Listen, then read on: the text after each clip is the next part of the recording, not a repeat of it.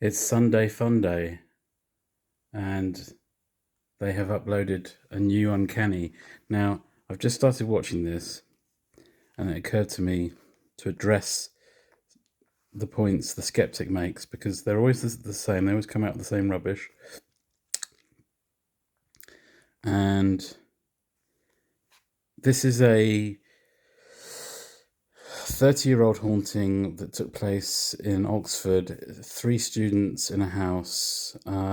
She's only just started telling the story, but so far we've got an old woman mumbling in the kitchen, and the sound of furniture being moved, and a sense of something evil watching her. They all had the same dream before they moved into the house, a feeling they shouldn't move there. And the house was very clean, which it would be, because the owners probably knew it was haunted, and they did their best to make it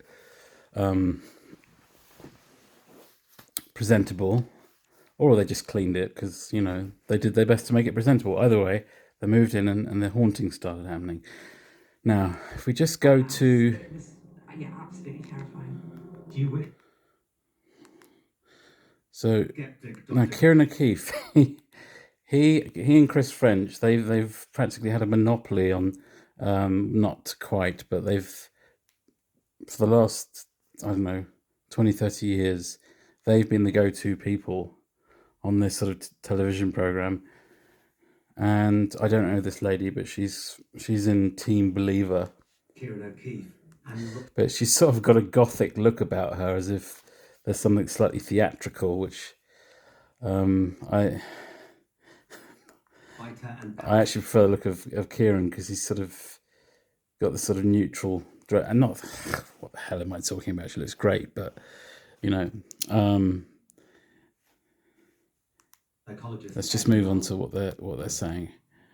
We have incredibly powerful testimony from Heather. What do you make of her? I think Heather is a fantastic eyewitness. You know, she studied at a very reputable university. So what he starts off by saying is, he often starts off with something positive, and then comes the but.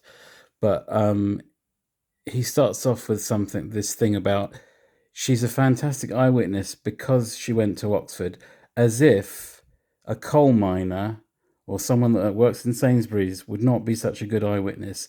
And that is nonsense. That's got nothing to do with it.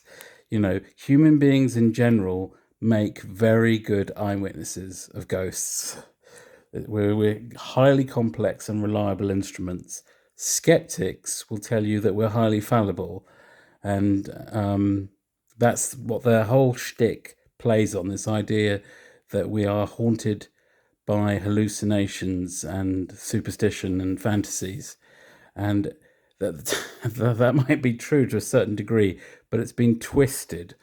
So She was a brilliant student. this is a completely erroneous So point. that creates a credible testimony, and I think what sets this case apart is And he's really just showing her respect so that he doesn't look so bad when he comes up with his... people being Talk about that voice that Heather hears. With it- Heather, what do you think?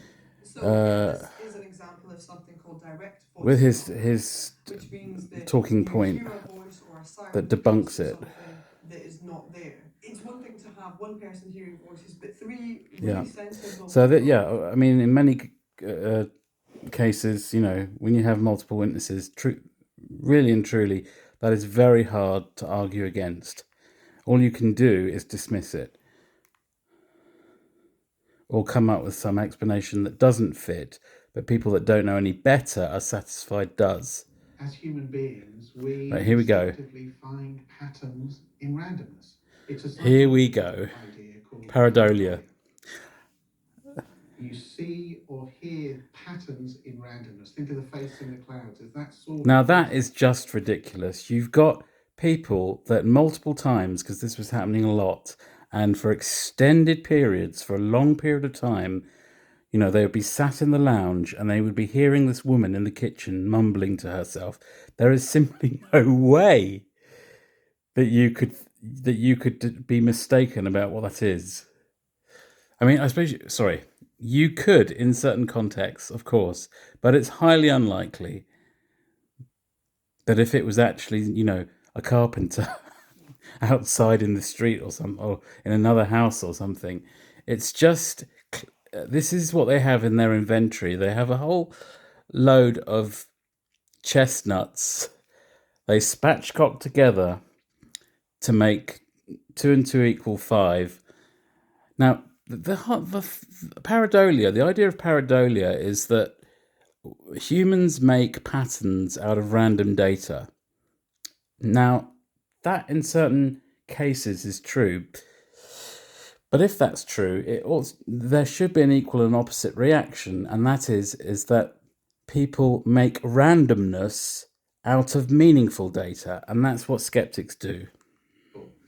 So what we might have going on here is Heather hearing noise and she's reading into that. She's drawing. I mean, for God's sake, just get this man off television. One of them misgiving something on your pareidolia, but 3 of them having such experiences, that's a lot harder for me to explain, to rationalise away.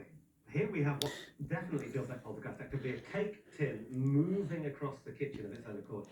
But it's him, it's the man in the suit that has the ear of society. It's not the girl. So in poltergeist cases, we would expect to see an escalation of phenomena, a specific pattern. So although, yes, a single cake tin does not a poltergeist make. Now, what they're arguing over here is absurd, because these sort of cases, they're not new. They've been going on. I mean, they've been studied intensely since Victorian times, and yet here we are over 100 years later, and we still haven't got anywhere. We're still... but I say that it's this kind of revelation. It comes to you on a personal level. It's not. We're a long way off it being accepted by, I don't know, by universities, by the government, by the national curriculum. Poltergeist case, but also it is really unusual because this isn't just, I saw something or I've heard voices. We've now got physical objects. Yeah, and invariably with hauntings, what you get is you get a whole series of other supporting incidents, which when you weave them all together, the chances of it all just being random is ridiculous. It's like it's off. It's more. It's not millions to one. It's like billions or trillions to one. It's just absurd. But again, what a skeptic will do is, in a case like this, rather than looking at all the evidence in the round holistically and saying, well, if we're going to explain this, we've got to explain why all this has come together. What they do is they just pick one thing and say, well, that's we can explain that. That's pareidolia, Oh, and that, yes, that's nothing. The three, what about the fact they all had dreams? Well, they'll brush it off, but they'll use some other explanation. So they'll say, what do they usually say with dreams? They say that, we all have dreams like that, and if they don't come true, we forget them. Now, again, there is, to a degree, that is true.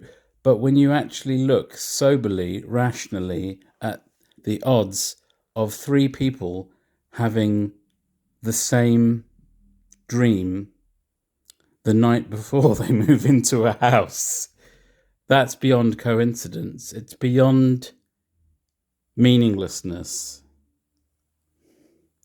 But they can't recognize that. And I'm sorry to keep ranting about this, but it gets me wound up. I just feel like this is why I can't participate in society, because it's just got people arguing about rubbish.